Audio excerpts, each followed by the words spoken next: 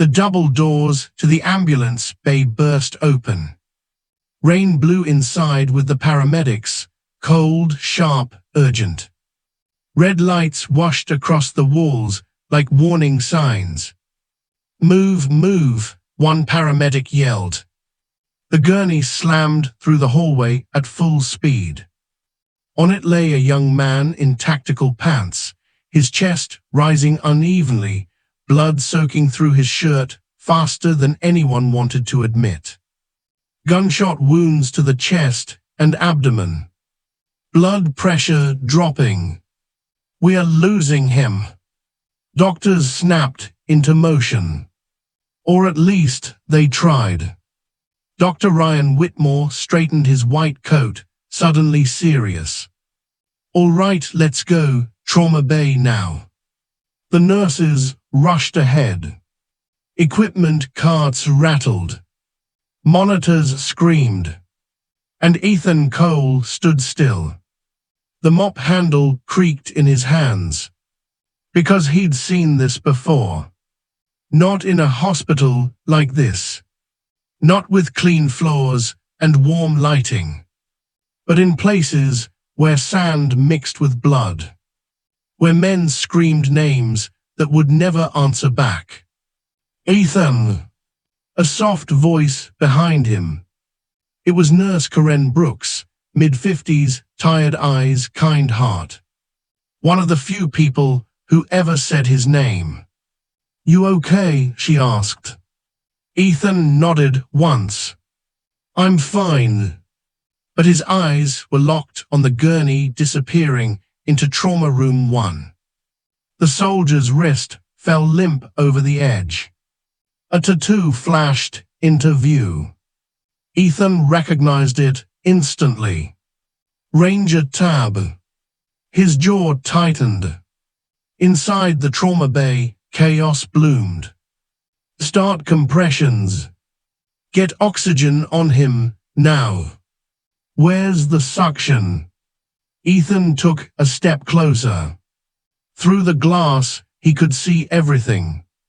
And what he saw made his stomach drop. The compressions were sloppy. Too fast, too shallow. Dr. Whitmore fumbled with the intubation blade. I can't see the airway," he snapped. "There's too much blood." "Turn the suction on," a nurse yelled. "It is on," Whitmore barked back. It was. The monitor let out a long, angry tone. "Flatline."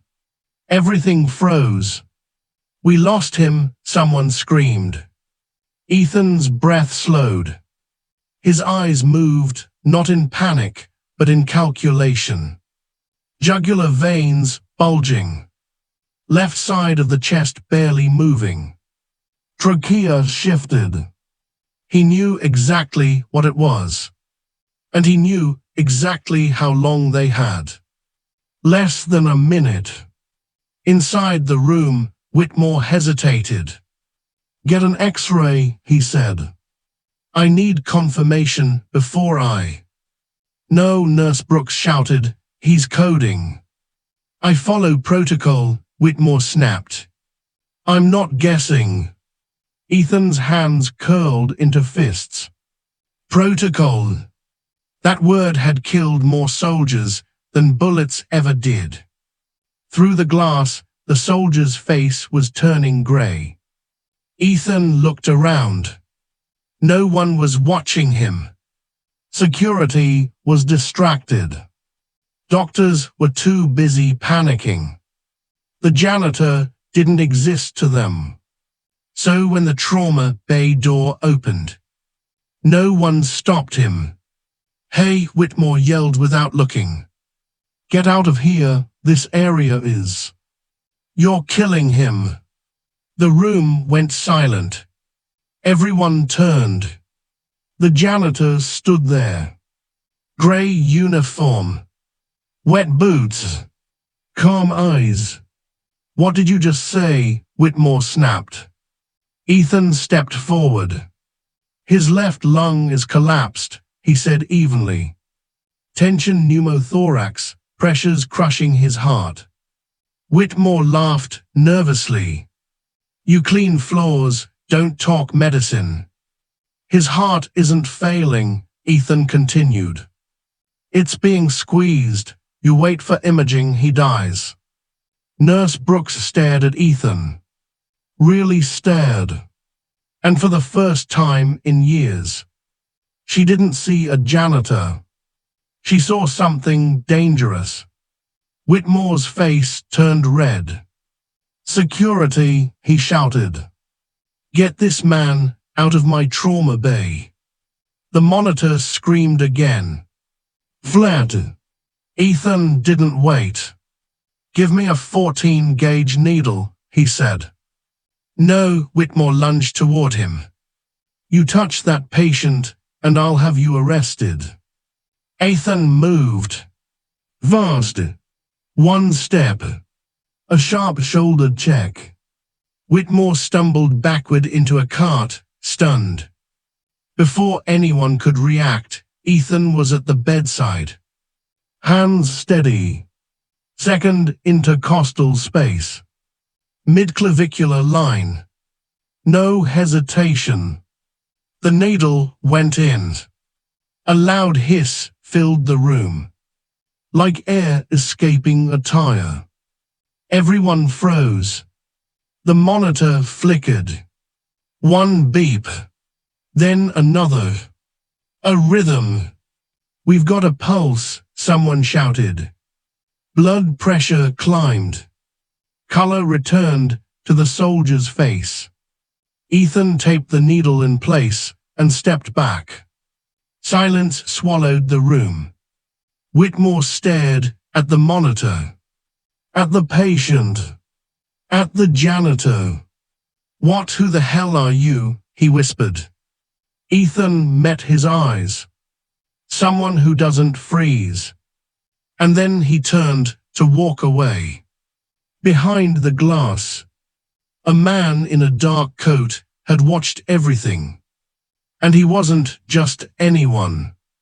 He was about to change Ethan Cole's life forever. The ER didn't erupt. It held its breath. The monitor kept beeping, steady, alive. A sound that shouldn't exist. Dr. Ryan Whitmore stared at the screen like it had personally betrayed him. That was reckless, he finally said, voice tight. You had no right. Ethan Cole didn't answer. He was already backing away, hands open, calm. Like a man leaving a battlefield after the smoke clears. Don't let him leave, Whitmore snapped. Call security, now. 2 guards started down the hallway. Ethan stopped. Not in fear. In calculation. Nurse Karen Brooks stepped between them. Hold on, she said sharply. He saved the patient. Whitmore laughed, high and shaky. He stabbed him with a needle, that's assault. His oxygen saturation is climbing, Karen fired back. Pulse is strong, you froze, Ryan. That word hit harder than any insult. Froze. Whitmore's jaw clenched. This isn't over, he hissed at Ethan. Ethan met his gaze for half a second. Long enough to say everything without a word. Then he turned and walked out. The soldier was moved to surgery. Controlled chaos followed. Surgeons rushed in. Blood units stacked up. Doors slammed. But the questions didn't stop. Who was that guy? Did you see how he moved? That wasn't luck. Karen stood at the nurse's station, arms crossed. She worked trauma for 22 years. She knew fear. She knew courage. And she knew when someone didn't belong at the bottom. Ethan pushed his mop bucket down the hall like nothing had happened.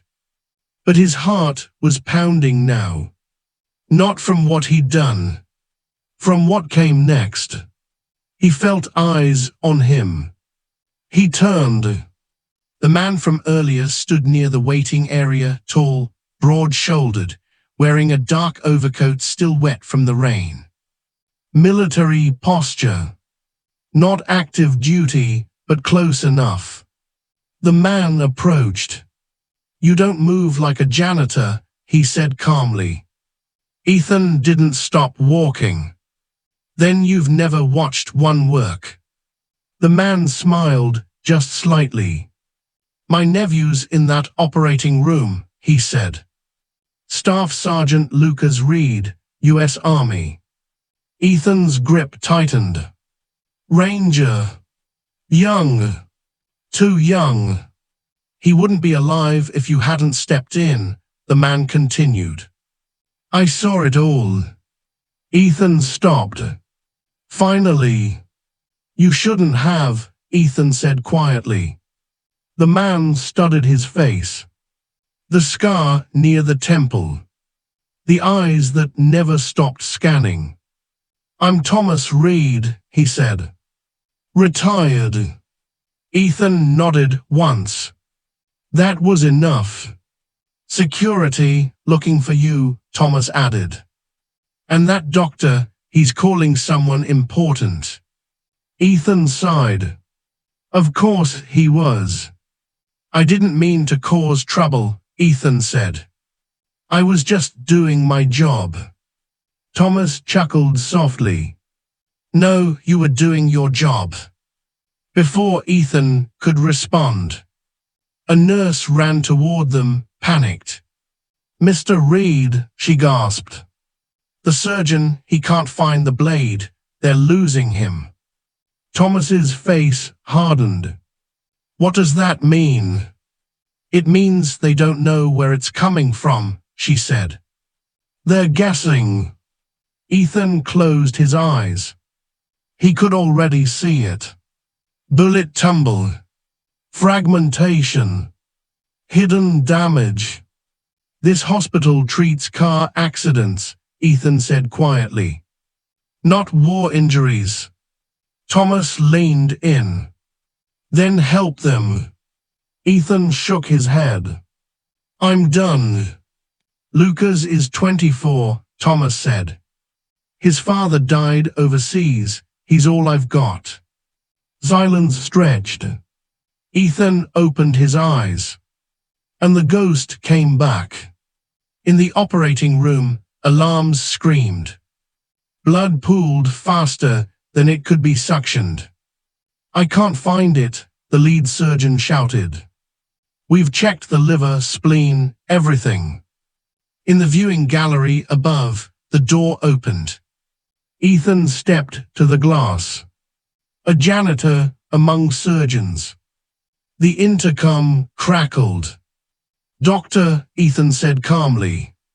The room froze. "Who said that?" someone shouted. "Check behind the lower spine," Ethan continued.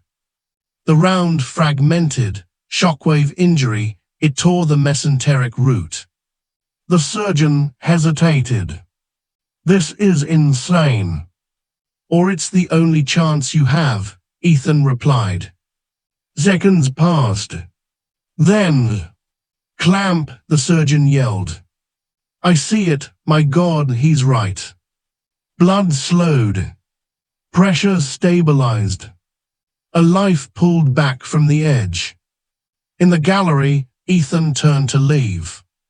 But this time, he didn't make it far. A man in a dark suit stepped into his path.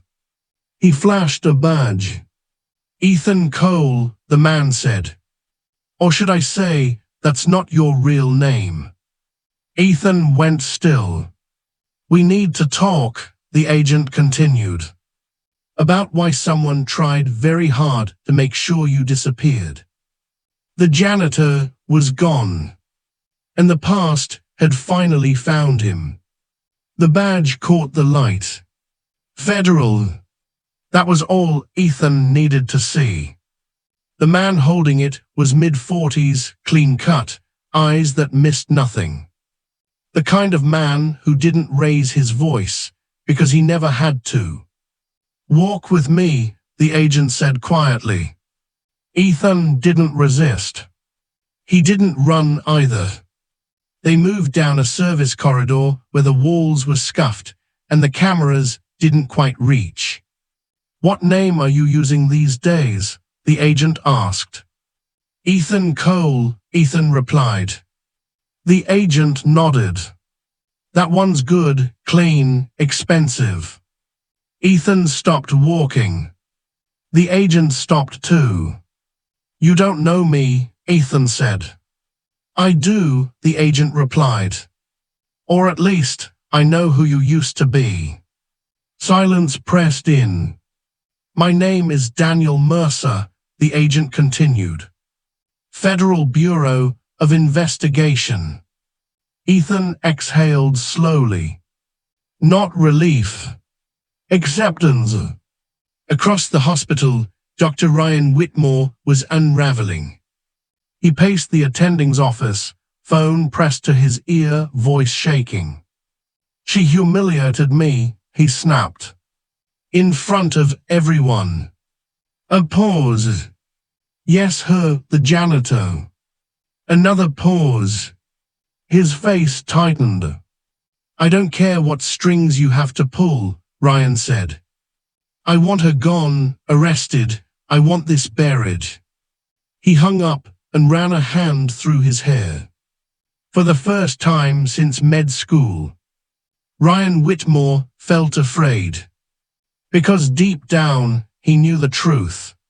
He had frozen, and someone else had stepped into his place. Back in the corridor, Mercer leaned against the wall. "You saved a man tonight," he said. "That should have been impossible." Ethan didn't respond. "You also use techniques that aren't taught in civilian hospitals," Mercer added. "Combat medicine, field trauma." Ethan's jaw tightened. "People die when others hesitate," he said. "That's all." Mercer studied him.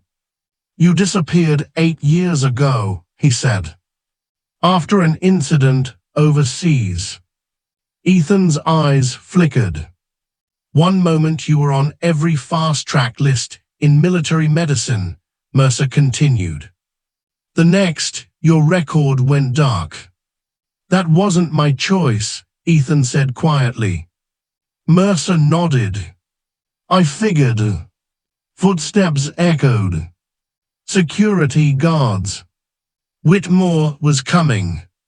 "Listen carefully," Mercer said. "There are people who don't want you found." Ethan laughed softly. "They did a pretty good job." "Not good enough," Mercer replied.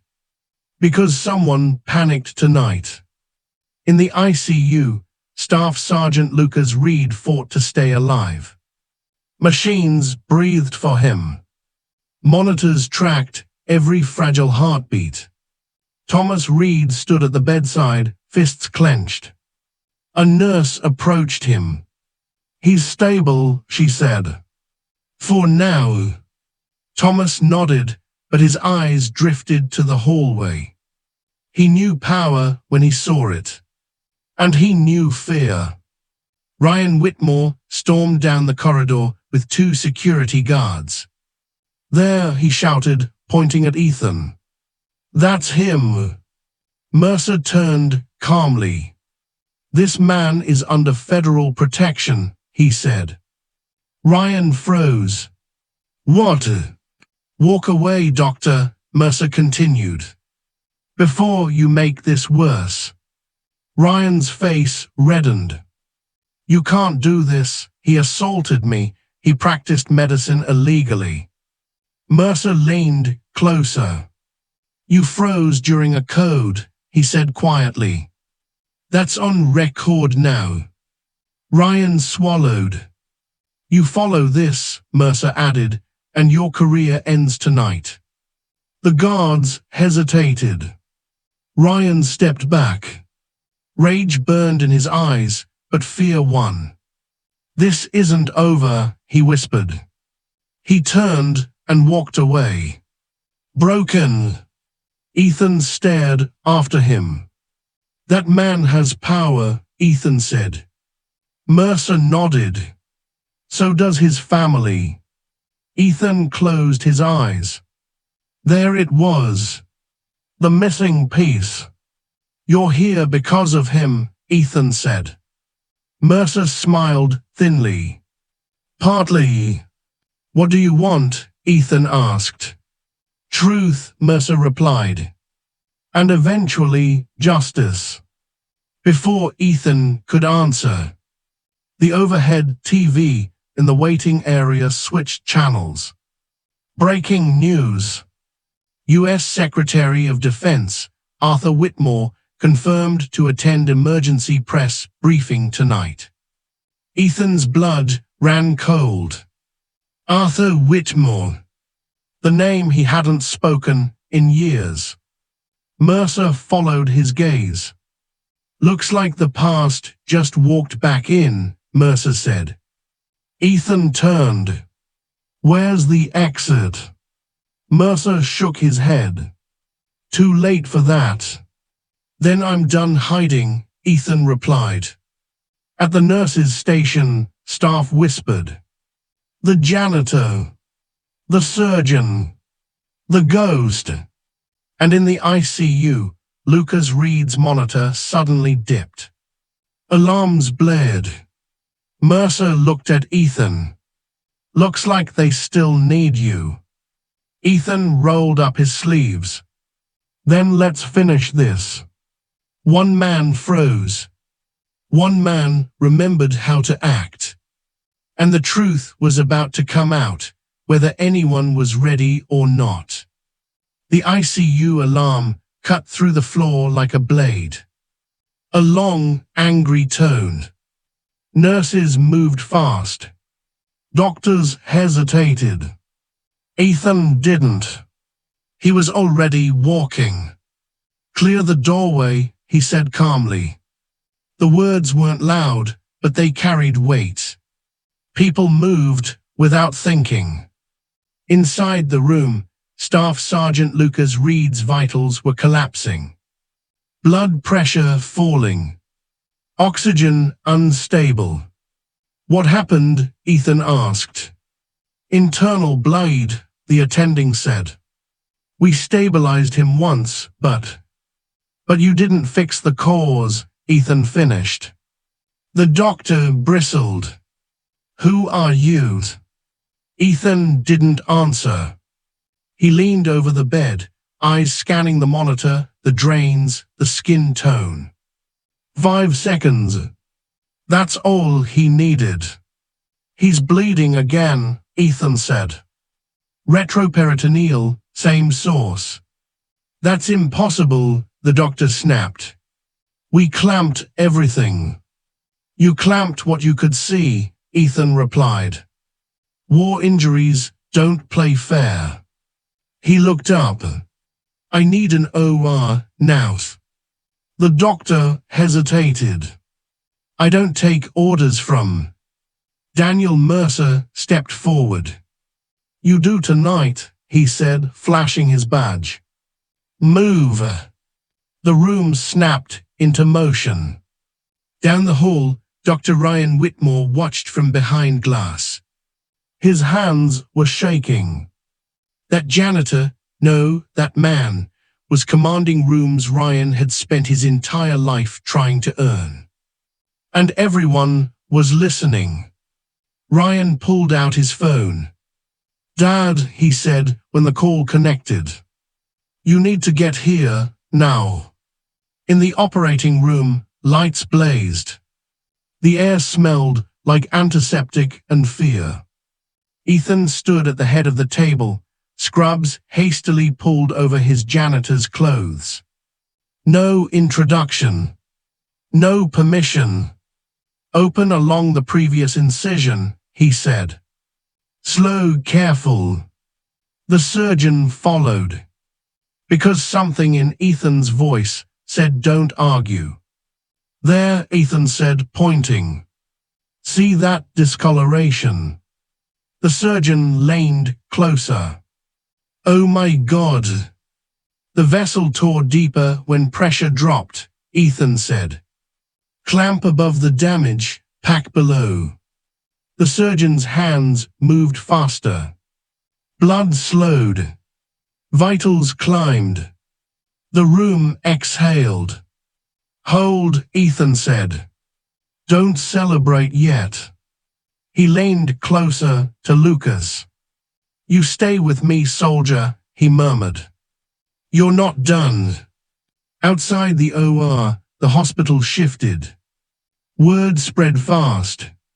The janitor was running surgery. The janitor had FBI protection. The janitor had saved a ranger twice. Nurses whispered. Doctors stared. And when the elevators opened, everyone went silent. Arthur Whitmore stepped out. Secretary of Defense. Tailored suit. Cold eyes. Ryan rushed to him. Dads, thank God you're here. Arthur's gaze slid past his son. I heard there was a situation, he said calmly. Where is he? Ryan pointed toward the OR. Arthur smiled faintly. So the ghost finally showed up. Inside the OR, Ethan removed his gloves. It's holding, the surgeon said, stunned. He's stable. Ethan nodded. Then Mercer was there. He's here, Mercer said quietly. Ethan didn't ask who. He already knew.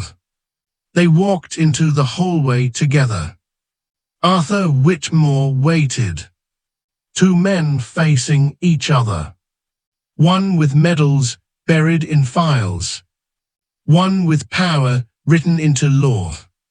So, Arthur said smoothly, you're still alive. Ethan met his gaze. You look surprised. Arthur chuckled. I buried you once, he said. Looks like I'll have to do it properly this time. You already tried, Ethan replied. Didn't work. Ryan stepped forward. This man attacked me, he said. He endangered a patient. Ethan turned to Ryan. You froze, he said. And people die when doctors freeze. Arthur's smile vanished. That's enough, he snapped. You will leave this hospital with me, quietly. Mercer stepped in. No, he said. He won't. Arthur's eyes narrowed. You don't have jurisdiction. Mercer smiled thinly.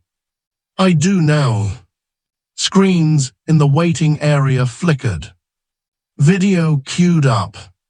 Arthur's voice, years younger. Get me out first, I don't care about the others. The hallway froze. Arthur's face drained of color. Ethan spoke softly. You took my name, he said. My career, my silence. Arthur swallowed. And tonight, Ethan continued, you lose your shield. Cameras flashed. Reporters poured in. Arthur Whitmore took a step back.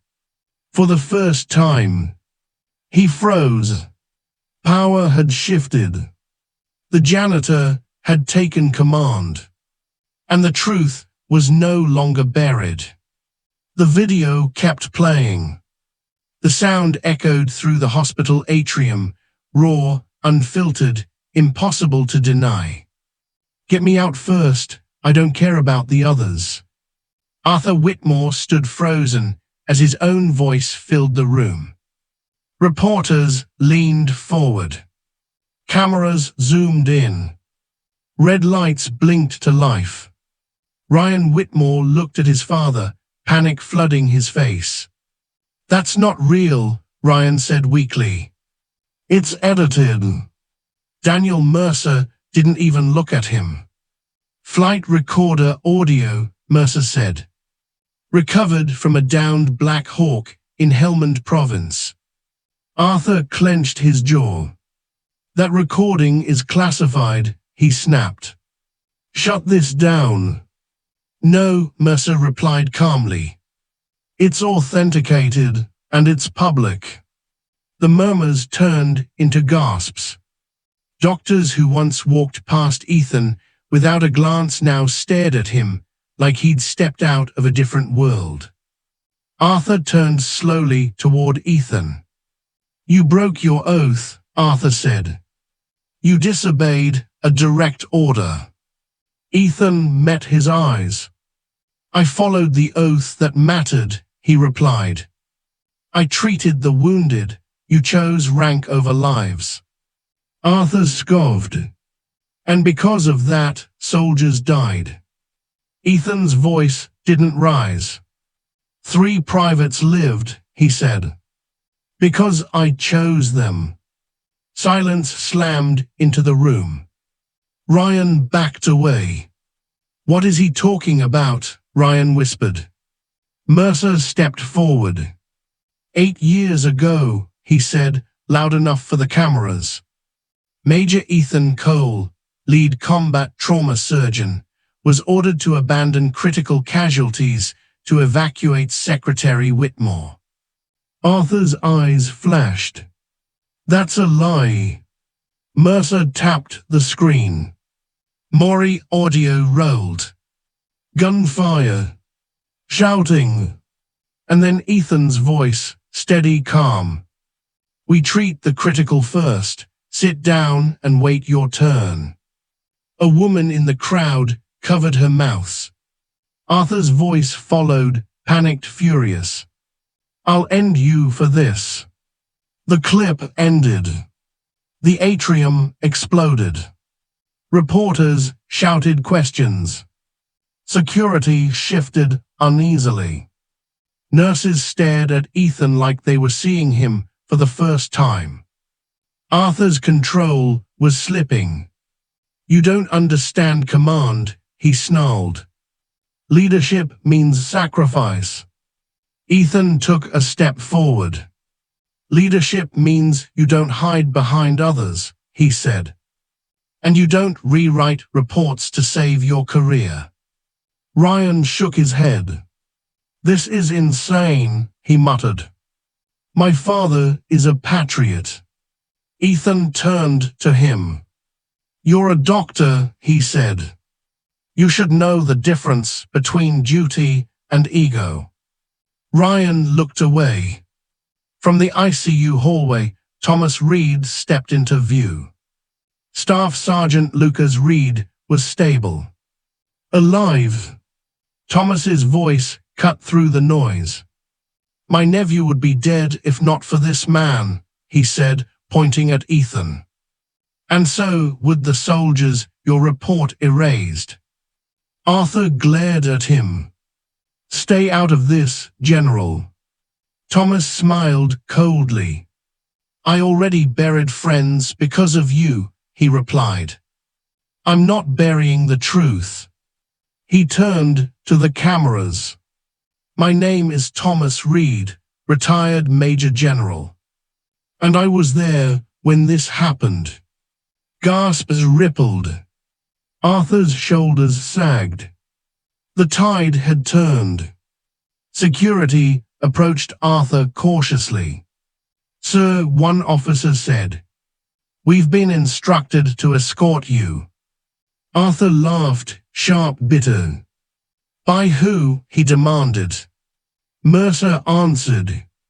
The Department of Justice. Arthur's eyes flicked to Ethan. You think this makes you a hero? Arthur hissed. You disappeared, you hid. Ethan nodded. I did, he said. Because you made the world dangerous for anyone who told the truth. Arthur leaned closer. But you came back. Ethan's gaze hardened. Because someone needed help, he said.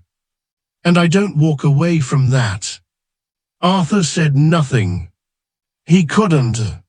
The cuffs clicked shut. Cameras flashed wildly as he was led away. Ryan dropped into a chair, hollow. Later, the hospital felt different. Quieter.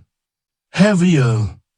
Doctors whispered apologies they didn't know how to say out loud. Nurse Karen approached Ethan. "They're asking for you," she said softly. "Every network." Ethan shook his head. "Not tonight." He walked toward the ICU. Lucas Reed lay sleeping, chest rising steadily. Ethan stood at the bedside. "You made it," he murmured. Behind him, Mercer spoke quietly. "They'll restore your record," Mercer said. "Your name, your rank." Ethan didn't turn. "That's not why I stayed," he said. Mercer nodded. "I know." The truth was out. The powerful had fallen. But redemption had a price. And Ethan still had a choice to make. Dawn crept through the hospital windows like it didn't know what it was walking into. The night had changed everything. Arthur Whitmore was gone, escorted out in cuffs. His name already turning toxic on every major network. And Ethan Cole stood alone in a quiet hallway, staring at a vending machine that hummed like nothing in the world had happened. Daniel Mercer joined him. "You're trending," Mercer said casually. "#1. Ethan didn't look up. "I scrubbed blood off a floor 6 hours ago," he replied. "Now people want quotes." Mercer nodded. "That's usually how it goes." They walked toward a small conference room. Inside, men and women in suits waited, hospital executives, legal counsel, military liaisons. Power had regrouped. "Major Cole," one of them said, standing. "Or do you prefer Doctor?" Ethan remained standing. "I prefer honesty." An awkward pause. A woman in a navy blazer slid a folder across the table. "Your discharge has been flagged for immediate review," she said. "With Secretary Whitmore removed, there's nothing standing in the way of full reinstatement." Another man leaned forward. "Back pay, rank restoration, medal review, a formal apology." Mercer watched Ethan closely. "You'd be reinstated within the hour," the man added. "Walter Reed wants you, teaching position, command authority." Everything Ethan had lost was being handed back in a neat folder. Ethan opened it. Inside were papers, signatures, seals. His name. Clean again. He closed the folder. "You fired half your trauma staff last year," Ethan said calmly. "For budget optics." The executives exchanged glances. "You protected an incompetent doctor because of his last name," Ethan continued. "And you let nurses carry the blame when patients died." No one spoke. "I don't want a ceremony," Ethan said. "And I don't want a desk." The woman frowned. "Then what do you want?" Ethan stood. "I want this hospital fixed." In the ICU, Lucas Reed woke up. Groggy, confused, but alive. Thomas Reed stood at his side. "You scared the hell out of me," Thomas said. Lucas smiled weakly. "Worth it," he murmured. "Did I make it?" Thomas nodded. "You did." Lucas's eyes drifted to the door. "Where's the guy?" he asked. "The janitor." Thomas smiled. "He's complicated." Back in the hallway, Ryan Whitmore sat alone. No phone. No white coat. Just a man stripped of protection. Ethan stopped in front of him. Ryan looked up, eyes red. "I didn't know," he whispered. "I swear I didn't know." Ethan studied him. "You knew enough to mock people you thought were beneath you," Ethan said. "That's how this starts." Ryan swallowed. "My career is over." Ethan shook his head. "No," he said. "Your shortcuts are over." He leaned closer. "If you stay in medicine, you start at the bottom. You earn every inch. Or you walk away." Ryan nodded, broken. Ethan turned and walked on. The press waited in the atrium. Microphones raised. Questions loaded. Major Cole. Dr. Cole. Hero or whistleblower? Ethan stepped forward once. Just once. "I'm not a hero," he said. "I'm a professional who did his job." Cameras flashed. "And I didn't come back to be famous," he continued. "I came back because someone needed help, and the system failed him." He gestured behind him. "That ends now. No questions." He walked away. Later that morning, Ethan stood outside the hospital. Janitor's uniform folded neatly in his hands.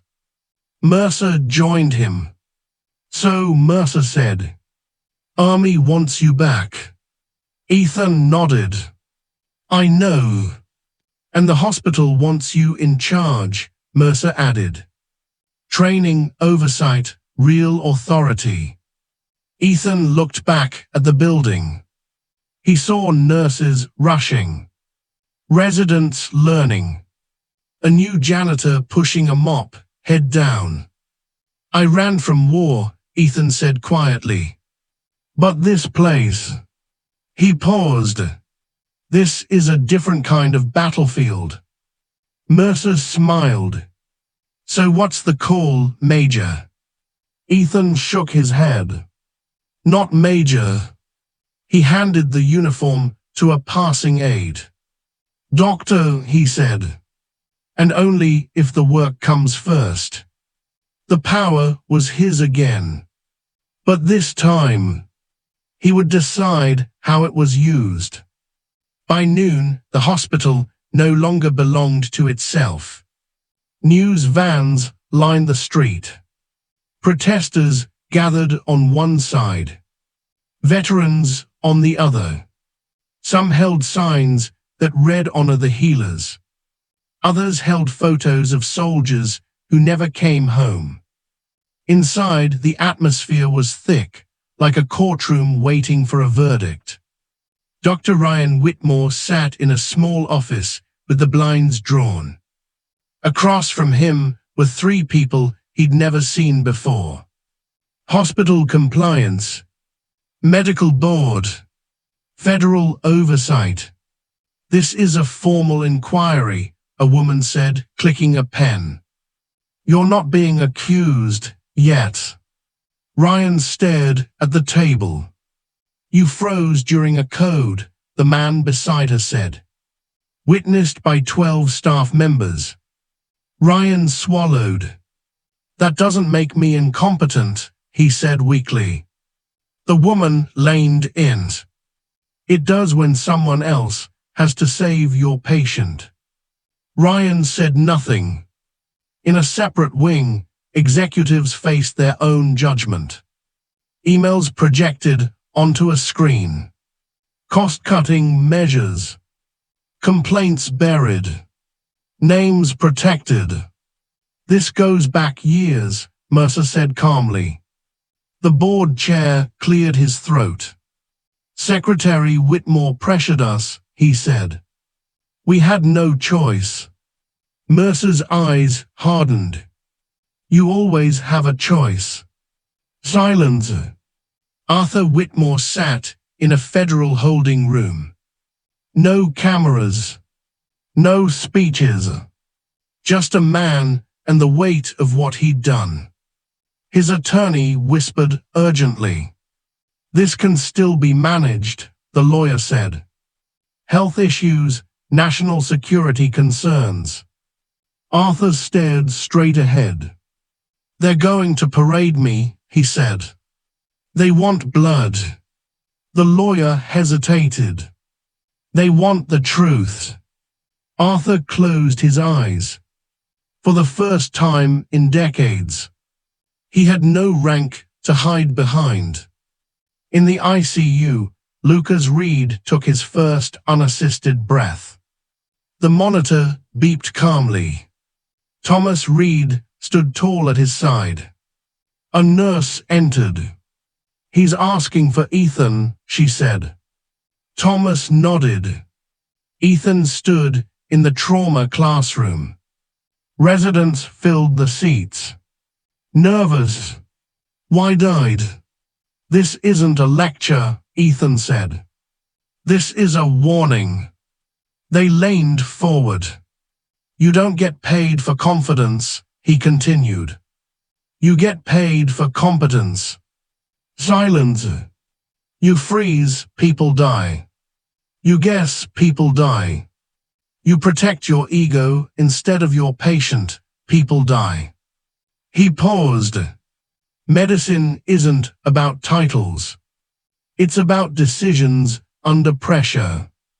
A resident raised her hand, voice shaking. "What if we are not ready?" Ethan nodded. "Then you say so," he replied. "That's strength, not weakness." They wrote every word down. Ryan Whitmore was escorted out of the building that afternoon. No announcement. No applause. Just a cardboard box. As he passed the trauma floor, he saw Ethan teaching. Not lecturing. Teaching. Ryan lowered his head and kept walking. Outside, Arthur Whitmore was transferred under guard. Reporters shouted questions he could no longer control. "Do you regret it? Did you sacrifice soldiers for your career?" Arthur said nothing. He didn't have answers anymore. In a quiet hallway, Thomas Reed found Ethan. "My nephew's stable," Thomas said. "He'll walk again." Ethan closed his eyes briefly. "That's good news." Thomas hesitated. "You could have destroyed my brother's legacy," he said. "You didn't." Ethan met his gaze. "I treated the patient," he replied. "Not the politics." Thomas nodded. "You chose right." That evening, the hospital posted a statement. New trauma leadership. Mandatory protocol reform. Zero tolerance for negligence. Staff read it in silence. Something had changed. Ethan stood alone on the roof as the sun set. Mercer joined him. "You know this isn't over," Mercer said. "Trials, testimony, pressure." Ethan nodded. "I'm not running." Mercer smiled. "Good." Justice had started. But one final decision remained. The one that would define Ethan Cole forever. The hospital woke up to a new reality. Not because of headlines. Not because of arrests. But because people were finally looking at each other differently. Ethan Cole stood at the same nurse's station where just a day earlier he'd been ignored. No. Conversations stopped when he walked past. Not out of fear. Out of respect. A young resident struggled to insert an IV into an elderly patient's arm. Her hands shook. Ethan stopped. "Breathe," he said calmly. She looked up, startled. Don't look at the needle, Ethan continued. Look at the patient, talk to him. The resident nodded, swallowed, and smiled at the patient. The IV slid in smoothly. Her eyes widened. Ethan nodded once and walked on. No applause. No speech. Just work. In room 402, Staff Sergeant Lucas Reed sat upright for the first time. Color had returned to his face. Strength to his voice. Ethan entered quietly. Lucas smiled. So, Lucas said, you really were the janitor. Ethan smirked. Worst undercover assignment I ever had. Lucas laughed, then grew serious. They told me what you did, he said. Not just here, back then. Ethan checked the vitals. You don't owe me anything, he replied. Lucas shook his head. Yes, I do, he said. You reminded people what duty looks like. His parents stood and shook Ethan's hand. Hard. Wordlessly. That was enough. 3 weeks later, the trial began. Arthur Whitmore sat at the defense table, no entourage, no power. Just a man listening to names he had erased. Flight logs, orders, witnesses, and finally, Ethan. He stood, hand raised, voice steady. I didn't disobey an order, he said. I refused to abandon wounded soldiers. The courtroom was silent. They weren't expendable, Ethan continued. They were human.